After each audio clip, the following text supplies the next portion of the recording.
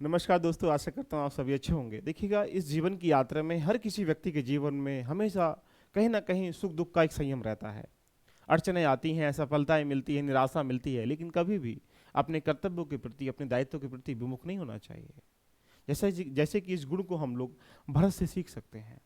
जब भगवान राम वन चले जाते हैं, तो भरत उनको लेने के लिए जाते हैं और आग्रह करते हैं, भगवान घर चलिएगा।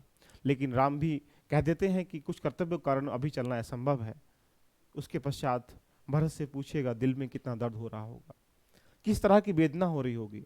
लेकिन फिर भी दिल में दर्द लिए हुए, वेदना को लिए हुए जब वो अपने साम्राज्य को आते हैं, तो प्रजा को ऐसा महसूस नहीं होने दिया कि उनके लिए कोई राजा नहीं है।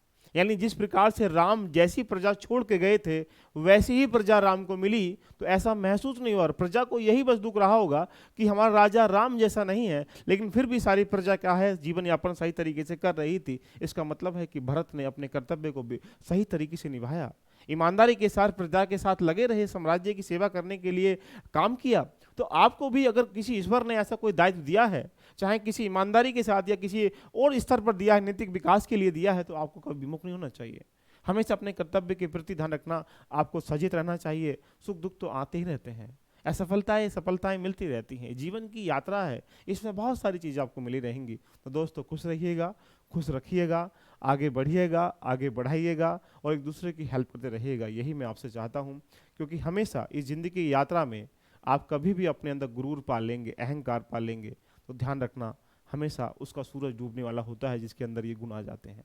आपको कभी भी सहजता के साथ जीवन यापन करना है, सरलता के साथ जीवन यापन करना है। क्योंकि कभी कभी हमें क्या होता है, बहुत सारी चीज़ें, कुछ ज्ञान आ जाने के कारण, कुछ पैसा आ जाने के कारण, कुछ तवज्जो मिल जाने के कारण, प्रतिष्ठा मिल जाने के कारण हम अंदर से फूल जाते हैं गुब्बारे की तरह। लेकिन आपको नहीं पता कि गुब्बारा जब ऊपर जाता है, तो जब वो नीचे आता है तो सिकुड़ जाता है। तो यही याद रखिएगा, कभी भी अहंकार का और गुरु का जो एक जहर है, इसको कभी अपने माथे तक भी, यानी जवान तक भी मत लाने दीजिएगा। इससे क्या होता है, बड़ी समस्याएं पैदा होती हैं। तो दोस्तों, जीवन में प्रेम की धारा को हर किसी की बगिया में प्रज्वलित करते रहिएगा। पता नहीं किधर से ध्यान रखना ज्वाला निकले, जो देश के लिए, राष्ट्र के लिए, समुदाय के लिए, जाति के लिए, परिवार के लिए एक बेहतर काम करे। All the best, love you all, bye bye, take care.